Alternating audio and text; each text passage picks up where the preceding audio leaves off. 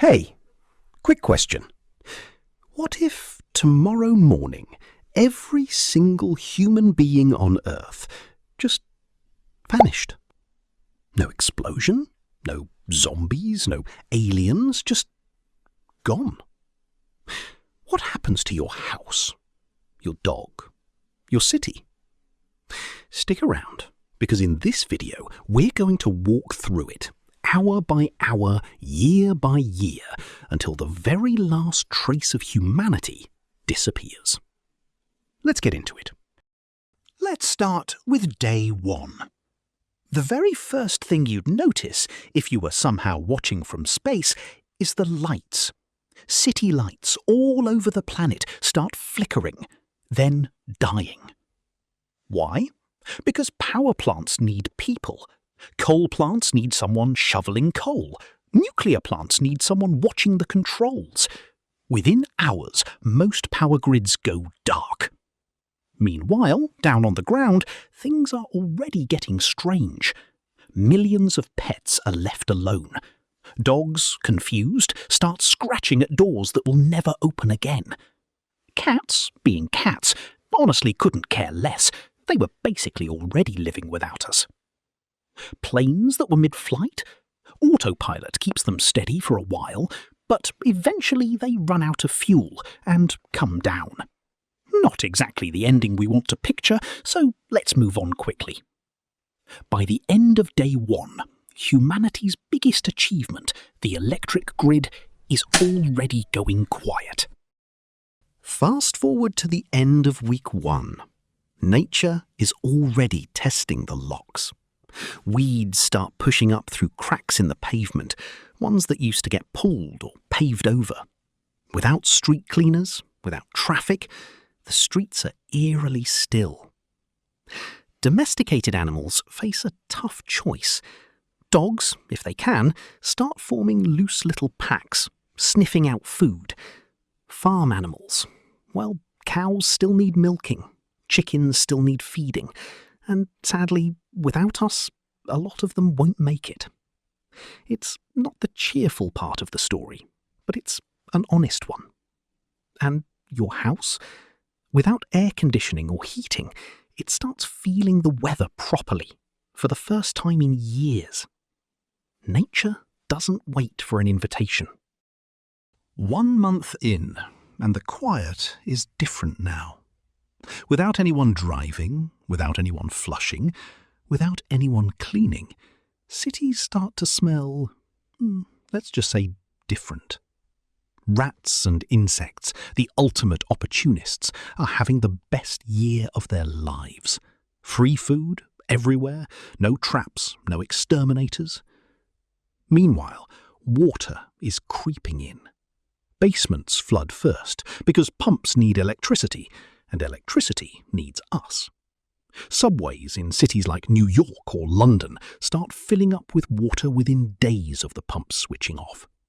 Give it a month, and some tunnels are basically underground rivers. And somewhere, in a giant server warehouse, the data centers storing every photo, every video, every email you ever sent, are running on backup generators. But generators need fuel, and fuel runs out. Within weeks, the entire internet, all of it, goes dark for good. Your smartphone, sitting fully charged on a kitchen counter, dead by now. No towers, no signal, no problem, because there's nobody left to call anyway. 1 year later, and nature's takeover is picking up speed. Gardens turn into jungles, lawns become meadows, vines start climbing walls like they've been waiting their whole lives for permission. Roads crack open as tree roots push through underneath, because without traffic wearing them down, and without repair crews, the ground wins. Animals are noticing too. Deer wander into what used to be busy town centres. Birds start nesting in old traffic lights, using them like they're just another tree branch. It's actually kind of beautiful, in a strange way. Earth quietly rearranging the furniture. Now let's jump ahead 25, 50, 100 years. Wooden houses are basically gone by now, rotted away, collapsed under rain and rot. Steel bridges, without paint or maintenance, rust through and eventually give way. But concrete? Concrete holds on a bit longer. Think of it as the stubborn friend who refuses to leave the party.